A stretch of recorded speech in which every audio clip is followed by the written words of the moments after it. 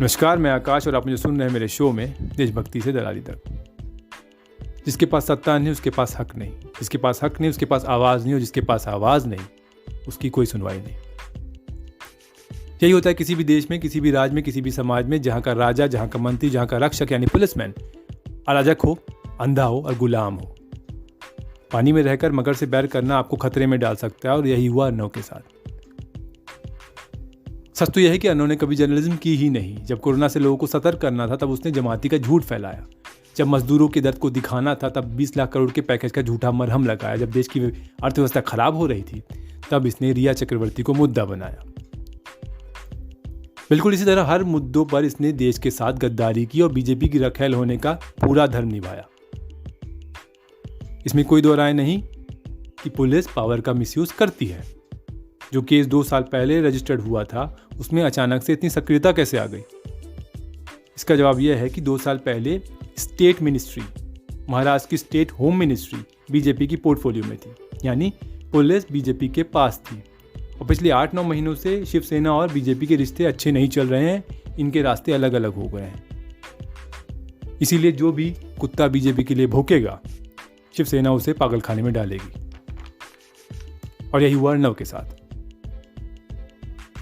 आप अगर सरकार के पक्ष में बोल रहे हैं तो ठीक है, अगर आपने उसके खिलाफ बोला या उसके खिलाफ लिखा तो फिर आप तैयार रहिए, जैसे कि मैं तैयार हूं।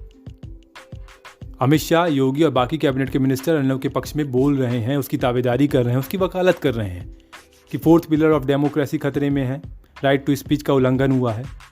तो अच्छा ये बताइए साहब कि यूपी में जो जर्नलिस्ट ने मिड डे मील स्कैम को कवर किया और उसने ये बताया कि बच्चों को नमक रोटी दी जा रही है, उसको जेल में क्यों भेजा? एबीपी जर्नलिस्ट राहुल कुलकर्णी ने माइग्रेंट वर्कर की न्यूज़ कवर की, उसको जेल में क्यों भेजा भाई? वो तो सच दिखा रहा था। फ्रीलांसर जर्नलिस्ट प्रशांत कनौजिया को सिर्फ एक ट्वीट के लिए जेल भेज दिया, वो भी 2 महीने के लिए। क्यों? सच तो यह है कि ये राइट टू स्पीच का मतलब ही नहीं समझते। ये जाहिल लोग आपके और आपके हकों के साथ धोखा कर रहे हैं। जहर फैलाना, नफरत फैलाना, एंटी डेमोक्रेटिक मैसेज को ब्रॉडकास्ट करना सिर्फ अर्नव का काम ही नहीं, बाकी लोग भी ये कर रहे हैं। और शिवसेना भी डेमोक्रेसी को बचाने का काम नहीं कर रही है। इस जहर को, इस नफरत को और इस अंधेरे को कोई ख़त्म कर सकता है, कोई काउंटर कर सकता है या कोई हरा सकता है तो वो हम हैं, हमारे देश के लोग हैं और हमारे आपसी समझ है। मैं आकाश और आप मुझे सुन रहे थे मेरे शो में देशभक्ति से दलाली तक। जय हिंद, जय भारत।